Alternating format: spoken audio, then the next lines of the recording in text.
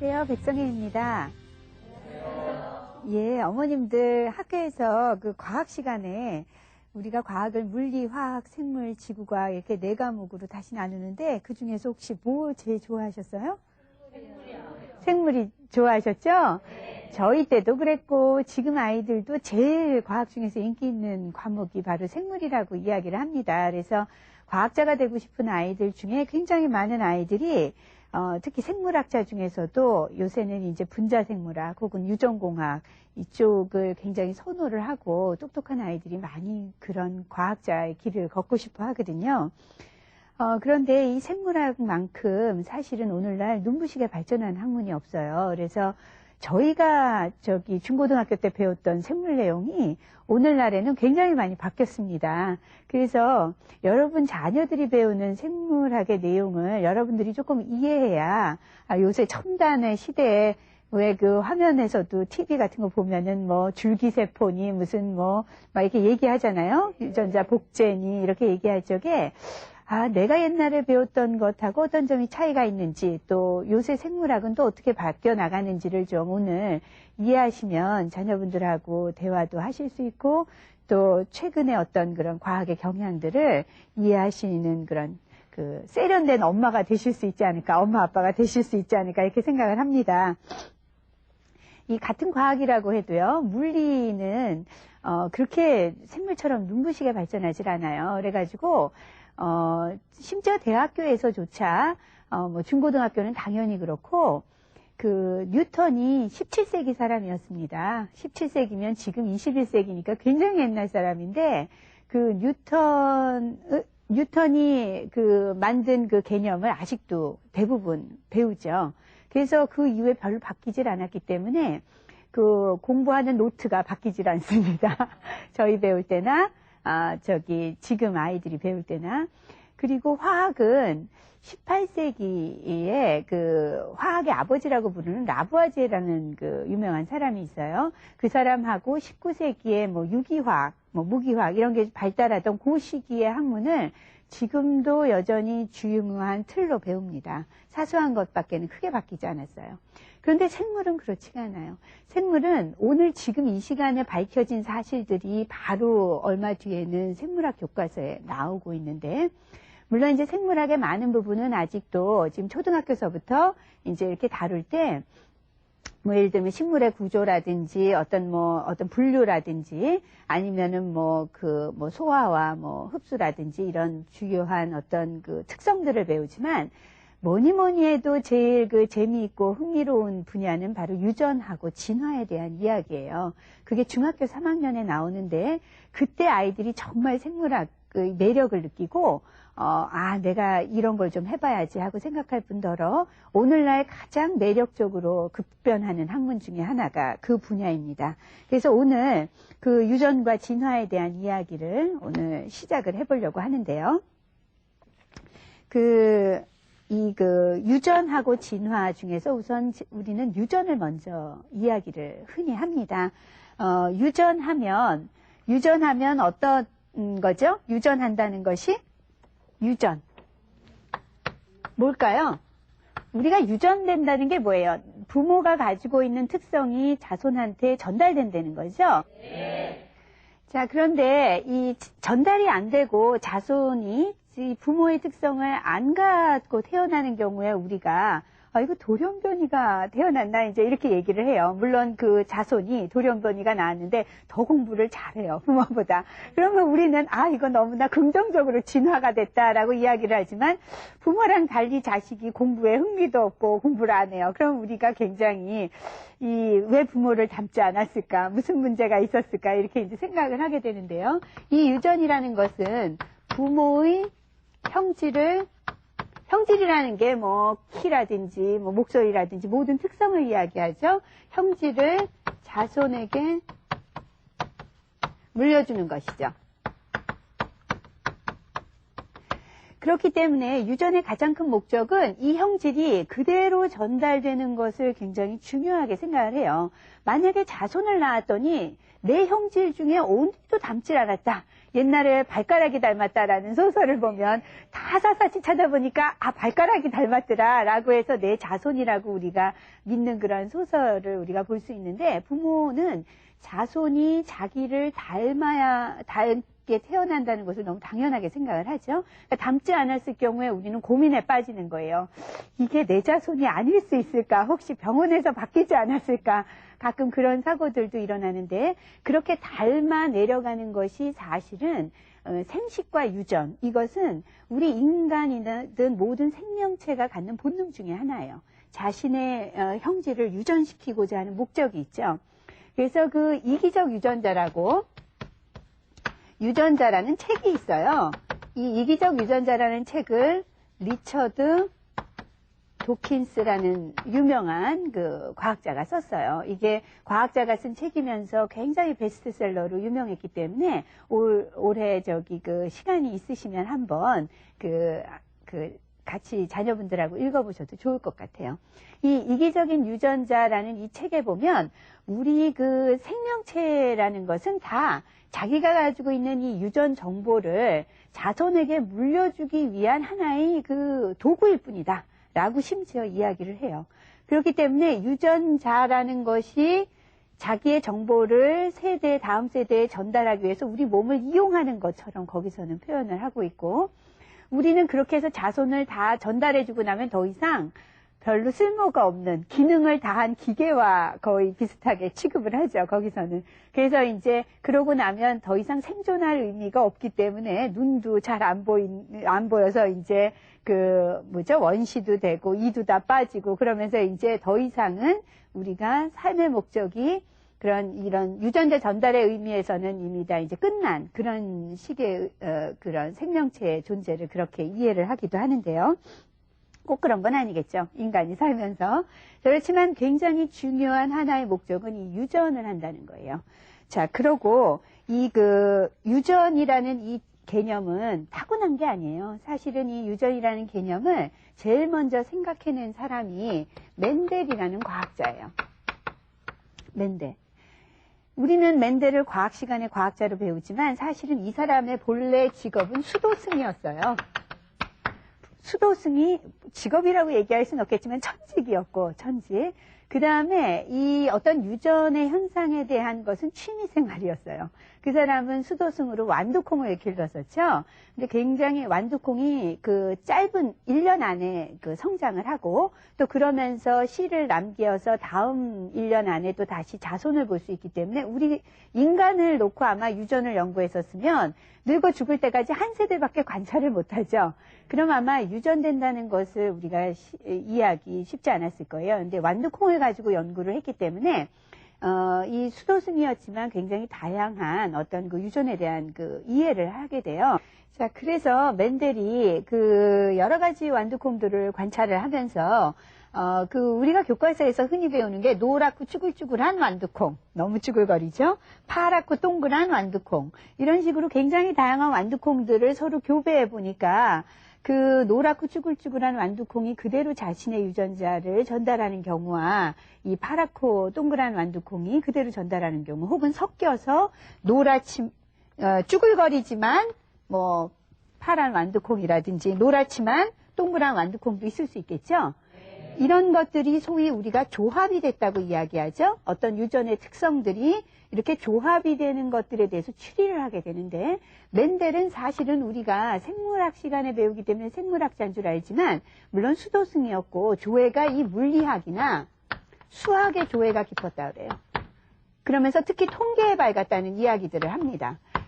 그러기 때문에 이 조합의 논리라는 것이 무엇이냐면, 이렇게 이 나타난 성질들을 이렇게 봤을 때 이 안에 존재하는 어떤 유전자라는 게 있을 거라고 생각을 한 거예요. 노란 유전자, 혹은 쭈글거리는 유전자, 파란 유전자, 그러한 유전자들이 어떻게 조합을 했을 때 이 조합을 통해서 어떠한 비율, 예를 들면 3대 1이라든지 1대 3대 3대 1이라든지 이렇게 자손이 나오는 비율을 봤을 때 이 통계적으로 추리를 한 거죠. 어떻게 조합을 하면 이러한 자손들의 비율이 나올 수 있을까라고 하면서 존재하는 노란 유전자 혹은 쭈글거리는 유전자의 개수를 추리하면서 이 사람이 유전자라는 개념을 처음으로 만들어냅니다. 그런데 멘델은 눈이 좋아서 유전자를 본 게 아니에요.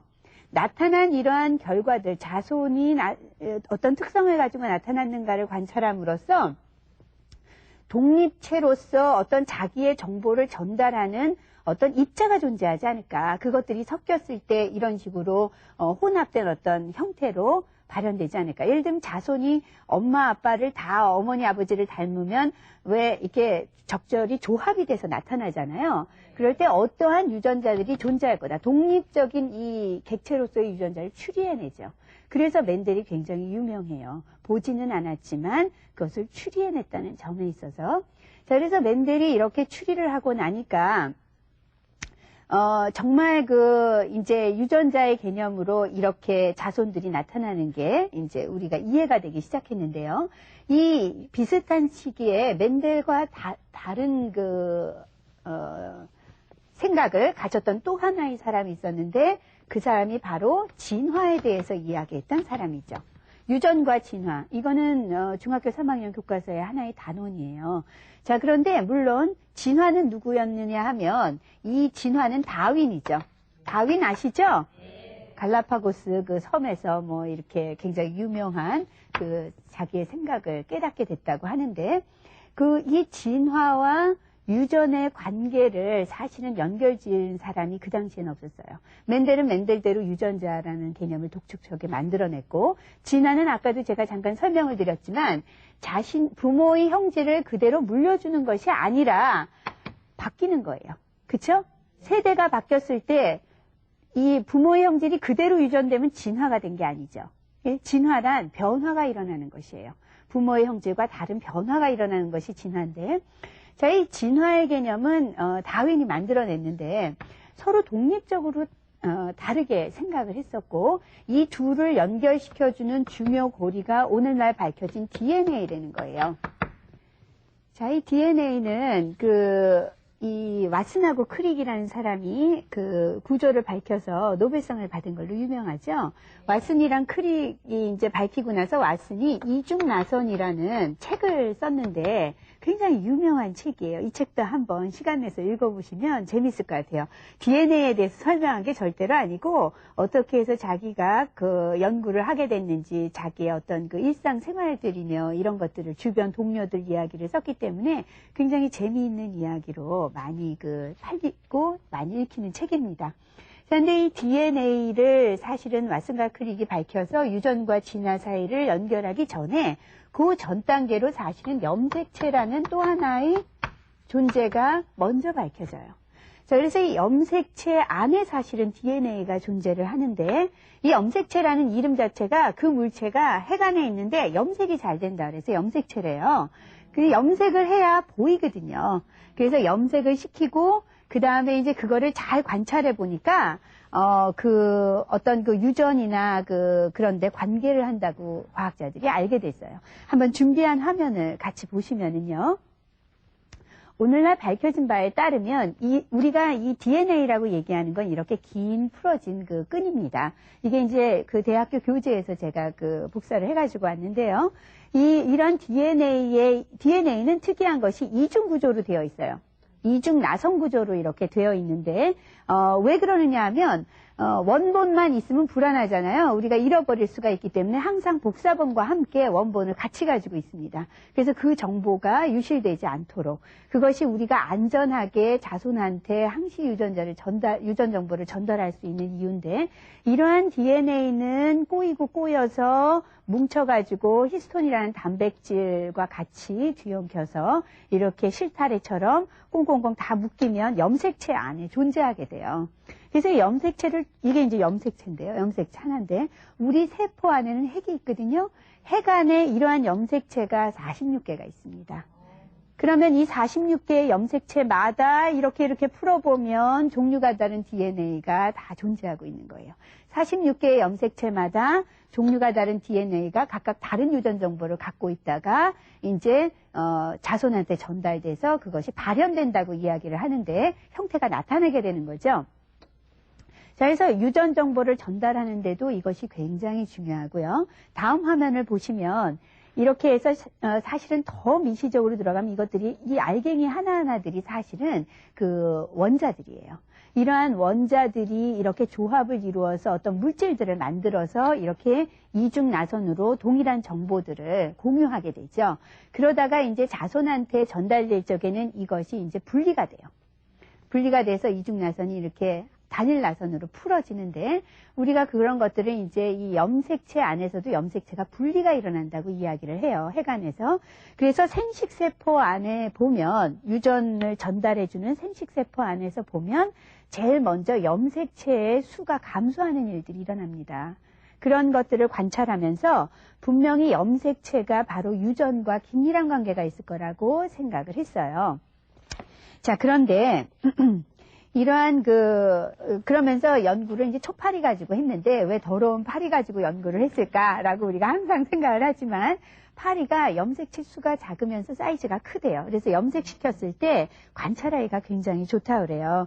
그래서 멘델이 상상 속에 생각했던 유전자라는 것은 바로 이렇게 그 DNA 안에 존재하는데요. 그렇지만 유전자와 DNA는 같지가 않습니다. 어떻게 다르냐 하면 아까 보여드렸던 화면에서 그 염색체 안에 DNA가 이렇게 이중나선으로 쭉 풀어져 있었잖아요. 이것이 이제 46개의 그 염색체를, 한 핵안에 존재하는 염색체를 보여주는데요. 염색체 중에 하나, 이제 이것이 우리가, 상동 염색체라고 부르는데, 이 개수는 총 22, 23, 24 같죠? 근데 이걸 하나씩 치는 거예요. 하나, 둘, 셋, 넷 치면 46개가 있습니다. 그런데 왜 얘네 둘을 붙였느냐 하면 하나는 엄마한테서 하나는 아빠한테서 오는 거예요. 어머니, 아버지한테서 온 동일한 유전 정보라는 게 같은 유전자의 형질을, 예를 들면 눈을 발생시킨다 그러면 눈, 뭐 키라면 키에 대한 어떤 유전 정보를 갖고 있는 동일한 염색체다 해서 상동 염색체인데 그 중에 하나가 우리는 발현이 되겠죠. 하나는 우리 눈에 엄마를 닮든 아빠를 닮든 닮잖아요. 하지만 발현은 안 돼 있어도 자기 유전자 안에는 부모의 유전자가 고르게 하나씩 있다가 부모는 키가 큰데 예를 들면 자손이 키가 작은 수가 있어요. 그렇죠? 예를 들면 잘 보면 할머니나 할아버지의 유전자 중에 하나가 아버지한테 가 있었다가 전달돼서 내려올 수가 있었겠죠? 그래서 꼭 바로 부모를 닮지 않은 수가 있는 것이 이렇게 유전 정보는 항시 2개씩 가지고 있고 발현은 그 중에 하나가 되는 것처럼 우리가 보이기 때문에 그래요. 자, 그래서 이러한 유전자 안에는 각각 DNA가 있었었죠. 자, 이쪽 엄마 쪽에서 온 DNA와 아빠 쪽에서 온 DNA가 달라요. 지금 유전 정보가 다르기 때문에 이러한 유전 정보들이 이제 조합을 이루게 되는데 이랬을 적에 바로 멘델이 상상했던 유전자라는 것이 무엇이냐 하면 이 안에 존재하는 DNA 있었잖아요. DNA 그 나선이 쫙 풀어지는 모습 다음 화면을 보시면은요. 이 아까 그 DNA가 풀어질 적에 이 DNA 자체는 굉장히 길거든요. 그 긴 것 중에 일부, 즉 키를 발현시킨다든지 눈의 색깔을 결정한다든지 하는 그 일부 덩어리들의 이 배열, 형태를 우리가 유전자라고 부릅니다. 그러니까 DNA 안에 존재하는 유전 형질을 가지고 있는 정보, 그것이 유전자죠. 멘델이 생각했던 유전자입니다. 자, 그렇게 우리가 이제 오늘날 유전과 이제 DNA의 관계를 이해하게 됐는데요. 이 진화는 무엇이냐 하면 진화라는 것은 이 유전 정보가 그대로 전달이 돼야 되는데 전달이 되지 않고 이것이 분리돼서 재조합되는 과정에서 유실도 일어나고 중복도 일어나고 문제가 생겨요. 예를 들면 외부의 환경으로 방사선을 쬐었다든지 아니면 내가 질병에 걸려서 어떤 질병에 걸리면 유전자의 변형이 일어날 수가 있습니다. 그게 이제 예를 들면 풍진 같은 거 걸리면 엄마가 풍진에 걸리면 자식이 이 기형이 나오는 수가 있다 그래요. 그런 것들이 다 바이러스나 균에 의해서 내가 가지고 있는 유전 정보들의 변형이 일어나는 거거든요. 그러면 그 변형된 정보가 전달이 되는 거예요. 자손한테. 그러고 나면 발현될 때 나와 전혀 다른 형질을 가진 자손을 갖게 되죠. 대부분 그런 자손을 갖게 될 적에 대부분은 환경 적응이 안 돼요. 그래서 이제 자연 도태가 일어나지만 경우에 따라서는 그렇게 해서 진화가 일어났을 때 그것이 그러니까 돌연변이에 의해서 그 형질이 자연에 훨씬 더 잘 맞는 수가 있어요. 잘 맞게 되면 어떻게 되느냐 하면 그 자손이 번성하게 되죠. 그것을 우리가 이제 그 소위 진화가 됐다고 이야기를 하는데요. 그 예 중에 하나가 그 혈우병의 예를 들 수 있는데, 혈우병이 영국에 이제 그 빅토리아 여왕 때 유전자 안에 존재하게 됐었다 그래요. 이 분화되면서 이렇게 재조합되는 과정에서. 그런데 그 빅토리아 여왕이 왕위를 그 다음에 에드워드 왕자한테 물려줬는데, 그 왕자는 혈우병 유전자를 안 가졌대요. 그래서 영국 왕실엔 혈우병이 없는데, 빅토리아 여왕의 손녀들이 스페인하고 러시아 왕실로 시집을 가면서 그 혈우병이 왕실병이 돼버렸지만 계속 그 진화된 유전자가 존재할 수 있었던 것이 꼭 긍정적인 의미가 아니라, 그 환경에 잘 적응이 될 수 있으면 계속 자손을 번식하게 된다는 의미로 제가 설명을 지금 드리는 거거든요. 자, 그러면 유전과 진화에 대해서 지금 설명을 드렸는데, 오늘 그 배운 내용 잠깐 한번 같이 정리해 보실까요? 우리는 주변에서 부모와 닮은 자녀의 모습을 어렵지 않게 볼 수 있는데요. 이러한 현상을 흔히 유전이라고 설명합니다. 유전이란 부모의 성격이나 체질, 형상 등의 형질이 자손에게 전달되는 것을 말합니다. 이러한 유전은 DNA라는 유전자를 통해 이루어지는데요. DNA의 배열 중 특정한 유전 형질을 가지고 있는 것을 유전자라고 부릅니다. 유전에 참여하는 유전자는 독립된 정보 전달체로서 세대가 변해도 고유한 성질은 변하지 않는데요. 이러한 이유 때문에 부모와 자녀는 세대가 달라도 같은 형질을 공유해 서로 닮을 수 있는 것입니다. 반면에 진화란 유전 정보를 가진 유전자들이 환경이나 생식 과정의 변화에 따라서 기존의 형태보다 고등한 형질로 발전하는 것을 말하는데요. 이러한 이유 때문에 진화는 유전과는 다르게 전 세대와 다음 세대가 같은 형질을 가질 수 없게 됩니다. 이렇게 유전과 진화를 서로 다른 개념으로 이해하기도 하지만, 이 두 가지는 유전자라는 정보 전달체를 통해 긴밀하게 연결되어 있습니다. 잘 보셨죠? 네. 자, 우리가 이렇게 유전과 진화를 이해하게 될 적에 진화가 생각보다 그렇게 쉬운 개념은 아닙니다. 여러분 자녀들이 흔히 혼동할 수 있는 진화의 잘못된 생각에 대해서 한번 좀 정리를 해봐 드리려고 하는데요. 자, 보시면 우리가 이제 세대가 바뀌어 나가면서 변화가 일어나는 것이 진화죠. 그럴 때 자녀들이 어떻게 생각하기가 쉬우냐면, 어떤 세대에서는 잘 살고 있었어요. 근데 환경이 바뀌면 이러한 적응이 잘 안 돼서 이 1세대들은 다 몰락하고, 그 다음에 조금 환경에 적응한 형질이 조금 바뀐 2세대가 나타나는 겁니다. 예를 들면 옛날에는 키가 작았는데 환경이 바뀌면서 키가 조금 더 커졌어요. 그러다가 3세대에선 더 커졌어요. 이런 식으로 적응에 의해서 조금씩 현질이 개선되는 게 아닐까. 제가 이게 이제 유전자를 나타내는 어떤 그 DNA 코드처럼 지금 표현을 했는데요. 자, 이렇게 생각하는 건 잘못된 생각입니다. 자, 올바른 생각을 한번 볼까요? 과학적으로는 실제로 1세대 안에도 조금씩 다른 유전 정보를 가진 그 DNA들을 가진 그 생명체들이 존재하는 거죠. 자, 그렇지만 이 차이가 그리 크지 않기 때문에 우리가 살다 보면 키 큰 사람도 있고 키 작은 사람도 있죠. 그러면 이제 예를 들면 키 큰 사람들을 좋아하는 분위기다. 그러면 자연 선택이 키 큰 사람들 위주로 될 테니까 아무래도 키 작은 사람들은 자손을 남길 확률이 좀 적을 거예요.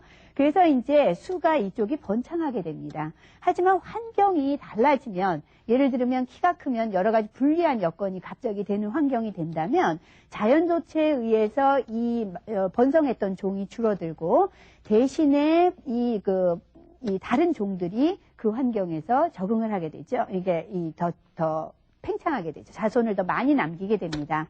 자, 그래서 유성생식과 돌연변이에 의해서 사실은 또 다른 종이 나타날 수가 있어요.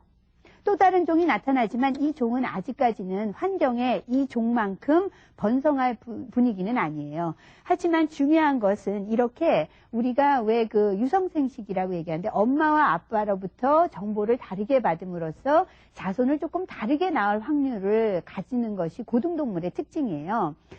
그런 단세포 동물이나 아주 그 무성생식을 하는, 즉 자기가 이분법 나눠져서 다시 엄마가 자식을 낳는 그런 경우에는 이러한 변화라는 것은 불가능하죠. 유전 정보는 그대로밖에 전달이 안 되는데, 고등동물이 꼭 남녀가 짝을 이루어서 자손을 자기와 조금 다를 수 있을 가능성을 가지면서 유전 정보를 전달하는 이유는 바로 이러한 종의 다양성 때문이고, 굴드라는 굉장히 유명한 과학자는 그래서 진화라는 것은 다시 얘기해서 다양성의 증가라고 얘기했어요.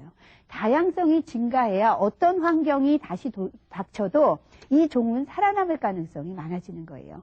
그렇지 않고 다양성이 별로 없을 때 환경이 확 바뀌면 어떻게 되느냐? 그럼 멸종을 해버리는 거죠. 그러면 그 종은 더 이상 존재하지 않습니다. 이 지구상에. 그래서 우리가 이 바이러스라는 것들이요. 이 균이나 바이러스가 이 세대가 굉장히 짧으면서 굉장히 많은 자손을 낳기 때문에 균이 확 퍼지잖아요. 그러니까 사실은 돌연변이도 굉장히 많이 일어날 가능성이 많습니다. 그래서 왜 감기 바이러스나 이런 항생제를 써야 되는 이 병원군들을 보면 이 약이 자꾸 개발이 안 되면 이미 돌연변이가 탄생을 해가지고 그 약이 더 이상 듣지 않고 생존할 가능성이 자꾸 생기는 거예요. 그래서 우리가 이렇게 됐을 때 완전히 얘를 죽여야 되기 때문에 새로운 종으로 가기 전에, 그러면 이제 그 약이 듣지 않을 수가 있겠죠. 이거는 죽일 수 있는 상황인데 이 약을 죽일 수가 없는 상황이 있기 때문에 우리가 항생제를 먹을 적에는 충분히 다 먹어서 다 나을 것, 조금 나은 것 같다 그래서 약 끊지 말라고 의사 선생님이 꼭 얘기를 하세요. 꼭 먹기 시작하면 일주일이면 일주일 딱 일정량을 먹어서 완전히 균을 죽이지 않으면 조금 죽이고 일부 남아있을 때 이제 난 난 것 같아 이러고 항생제를 끊어버리면 그것이 다시 생존하면서 돌연변이를 낳게 됐을 때 더 이상 그 약이 듣지 않게 된다 이렇게 얘기를 하죠.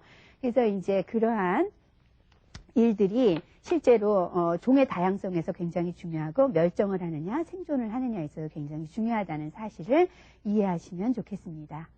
혹시 질문 있으시면 받아볼까요? 예. 궁금한 게 하나 있는데요. 네.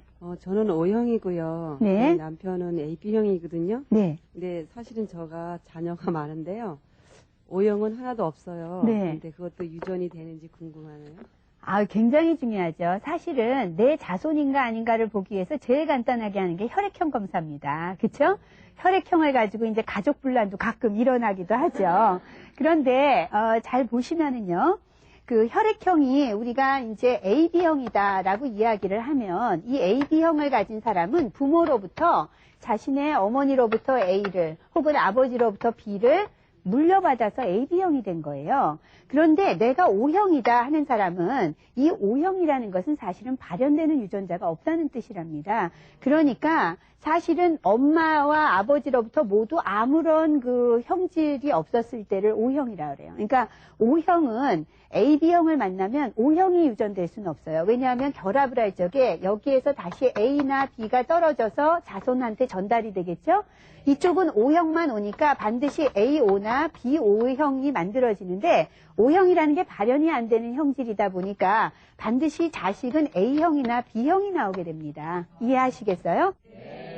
그래서 혈액형을 가지고도 우리가 내 자식인지 알 수가 있어요. 하지만 그 혈액형은 굉장히 다양하게 나오는 것이 같은 혈액형으로 보이기 때문에 그거보다는 복잡한 그 46개의 정보를 가진 DNA로 자식의 그 유전 정보를 알아보는 방법들을 요새 많이 쓰지요. 자, 오늘 공부하시느라고 수고 많이 하셨습니다. 안녕히 계세요.